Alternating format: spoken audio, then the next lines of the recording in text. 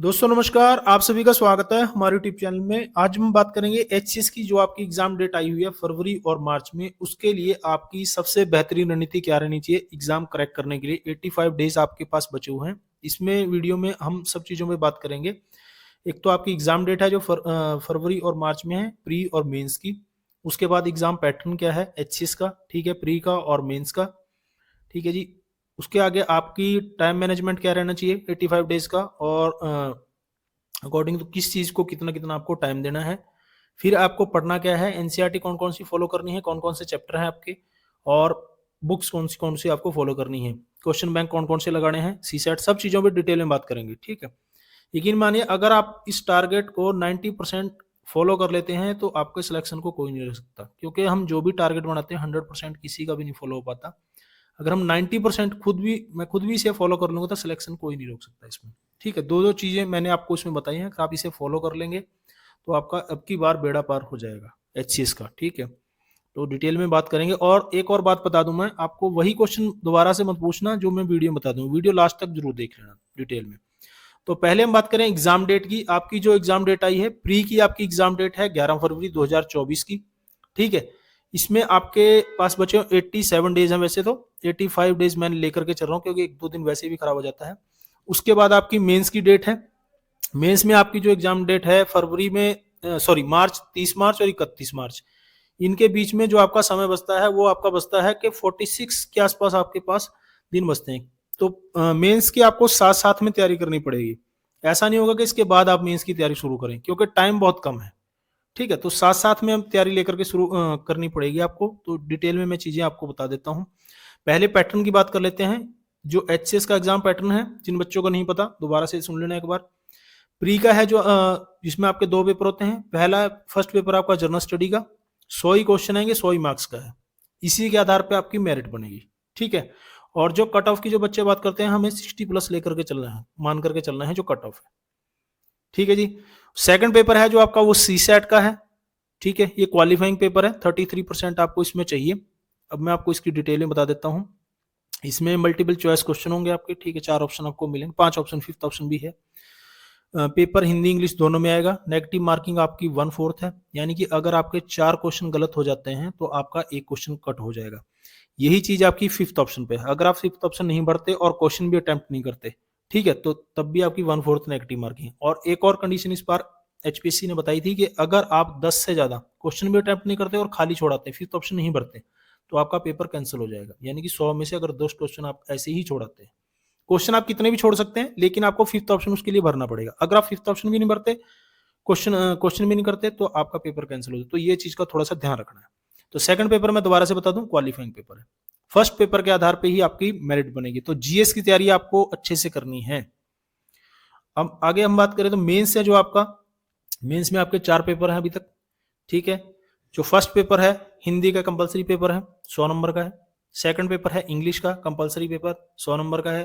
Third paper general study का है, 200 number का है।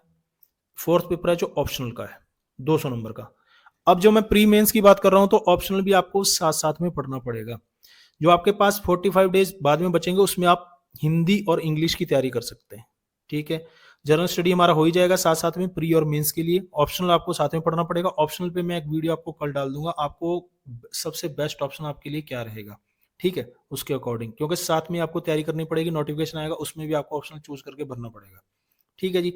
इस बार भी आपने देखा होगा, अगर किसी ने मेरी वो वीडियो देखी है जिसमें एनालिसिस मैंने पूरा डाल रखा है रिजल्ट का, तो उसमें मैंने बताया जिसमें जिस बच्चे की भी ऑप्शनल में और जनरल स्टडी में ठीक ठाक नंबर है उसका सिलेक्शन हो गया है, ठीक है। और 45 की कंडीशन आपको पता ही है इस बार की। 45 की कंडीशन है, 100 वैकेंसी थी आपकी, ठीक है। 61 कैंडिडेट सेलेक्ट हुए, वही कैंडिडेट सेलेक्ट हुए जिनके 45 की कंडीशन क्लियर करी थी, यानी कि मेंस में 45% आपके क्लियर थे। हालांकि इसमें अलग अलग 33 की कंडीशन भी है, लेकिन ओवरऑल आपको 45% आपको चाहिए ही चाहिए। तो मेंस की तैयारी जिसकी अच्छे से हो जाएगी उसका सिलेक्शन हो जाएगा। इंटरव्यूज में ज्यादा महत्व नहीं रहता, इस बार भी यही चीज होगी, ठीक है। आगे हम बात करें टाइम मैनेजमेंट की। देखिए अभी से हम 85 डेज हमारे पास बचे हुए हैं तकरीबन, ठीक है। सबसे बेहतर आपके लिए इसमें क्या रहेगा वही चीज मैं आपको बता रहा हूँ। अगर आप इस टारगेट को फॉलो करेंगे सिलेक्शन आपसे दूर नहीं है। पहली बात तो स्टडी आपको थोड़ी सी बढ़ा देनी है। अगर अभी तक भी आप एक्टिव नहीं है बिल्कुल भी, 7 से 8 घंटे आपको स्टडी करनी है। 7 से 8 घंटे, मैं 16-16 घंटे की बात की बात नहीं कर रहा हूँ, बकवास बात। ठीक है, 7 से 8 घंटे आपके जरूर निकलने चाहिए अभी से, टारगेट बना के आपसे दीवार पे चिपका लेना एक बार अच्छे से।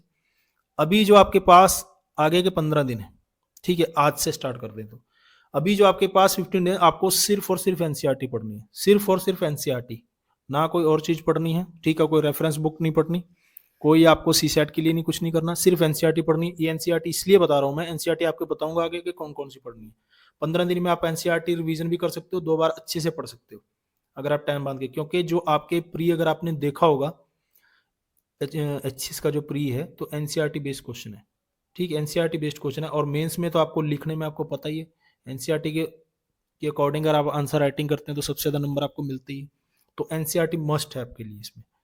ठीक है, उसके बाद जो आप उसके बाद के जो 30 दिन है, 15 दिन के बाद, उस पर आपको क्या करना है कि 4 से 5 घंटे आपको जो देने हैं जनरल स्टडी को देने हैं। ठीक है जी, जिसमें आपकी एनसीईआरटी आपकी कवर हो चुके हैं, रेफरेंस बुक आ जाएगी, ठीक है, क्वेश्चन लगाने भी आ जाएंगे। 4 से 5 घंटे क्लियर हो गई।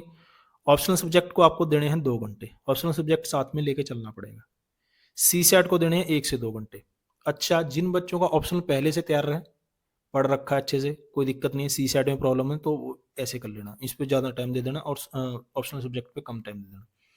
उसके बाद के जो 30 दिन है, ये फर्स्ट 30 दिन मैंने कंप्लीट करवा दी। उसके बाद के जो 30 दिन है आपके, उसमें आपको 9 से 10 घंटे स्टडी बढ़ा देनी है।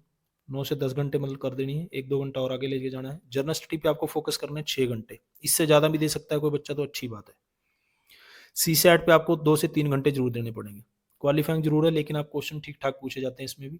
ऑप्शनल क्योंकि मेंस में पूछा जाएगा, बाद के लास्ट के दिनों में आपको सिर्फ इस पे 1 घंटा दे देना है। अगर ठीक ठाक तैयार हो गया है, छोटा सब्जेक्ट है आपका, तो उसको ये चीज करके आप सी सेट पे ज्यादा टाइम देना या जीएस पे ज्यादा टाइम दे देना। ठीक है, उसके बाद आपके पास बचेंगे 10 दिन। लास्ट के 10 दिन आपके सिर्फ और सिर्फ रिवीजन के लिए होने चाहिए। रिवीजन कैसे करना है? पीटी की तैयारी पीटी की तरह होती है, क्वेश्चन लगाने, जितने ज्यादा क्वेश्चन लगाओगे उतना ज्यादा सही रहेगा। ठीक है, तो आपको इस हिसाब से टारगेट को बांट लेना है। पहले के 15 दिन, ठीक है, उसके बाद 30 दिन, उसके बाद के 30 दिन और लास्ट के 10 दिन, इस हिसाब से आपको तैयारी करनी है। ठीक है जी, उसके बाद हम बात करेंगे आपको पढ़ना क्या क्या है। ठीक है, मैं आगे हम बात करेंगे एनसीईआरटी आपको कौन कौन सी पढ़नी है। ठीक है, मैं एक एक चीज इसमें क्लियर कर दूं। एनसीईआरटी जैसे ज्योग्राफी की हमेशा बोला जाता है कि 6ठी से लेकर 12वीं तक। अच्छा, एक चीज और है इसमें कि आपको हिस्ट्री के लिए सिर्फ ओल्ड एनसीईआरटी पढ़नी है, बाकी सबकी आपको न्यू एनसीईआरटी पढ़नी है। ठीक है, हिस्ट्री के लिए आपको ओल्ड एनसीईआरटी पढ़नी है, बाकी सबके लिए आपको न्यू एनसीईआरटी पढ़नी है। अगर आपको एनसीईआरटी पे वीडियो चाहिए तो हमारे यूट्यूब चैनल पे मिल जाएगा, मैं डिस्क्रिप्शन में सबके लिंक दे दूंगा। अगर आपको इनकी पिक चाहिए तो फोटो देख के आपको करना है तो ठीक है, बाकी एक एक चीज देख लेना।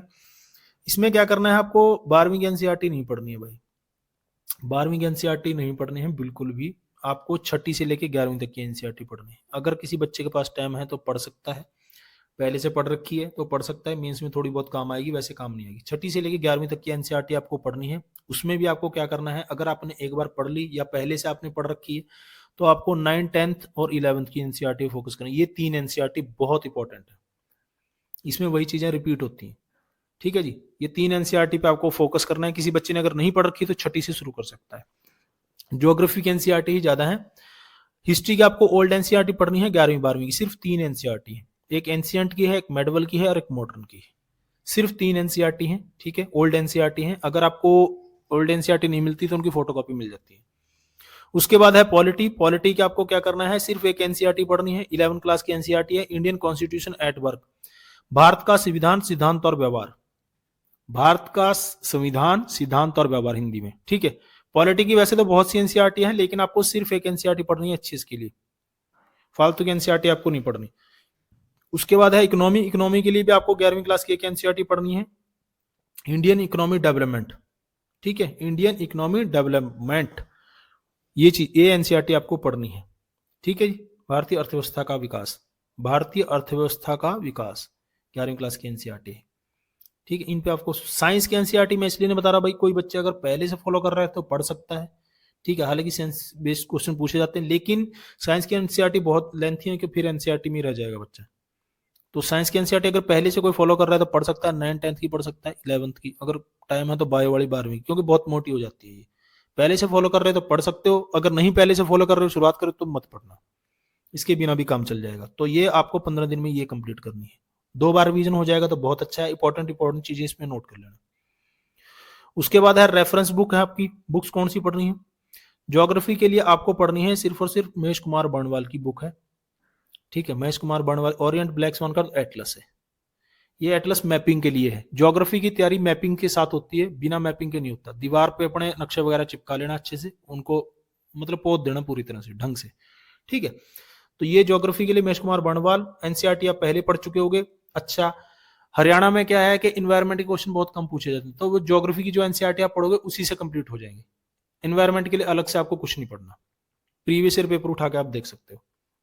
तो ये चीज होगी। उसके बाद पॉलिटी है। पॉलिटी में आपको पता ही है, एम लक्ष्मीकांत की बुक है, एक ही बुक है। बेरेक्ट है जो आपका आर्टिकल के लिए, आर्टिकल देखने के लिए, ठीक है। तो ये फॉलो करनी है आपको, एम लक्ष्मीकांत की बुक और साथ में बेरेक्ट।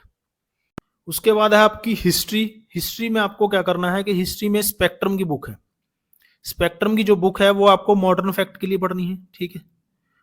जो मॉडर्न इंडिया है उसके स्पेक्ट्रम से क्वेश्चन मिलते हैं। अच्छा, बिपिन चंद्रा है जो, वो फ्रीडम स्ट्रगल के लिए, ये मेंस में बुक काम आएगी, पीटी में आपकी काम नहीं आएगी, मेंस में, क्योंकि साथ साथ तैयारी करनी है तो इसकी भी एक रीडिंग हो जानी चाहिए अच्छे से।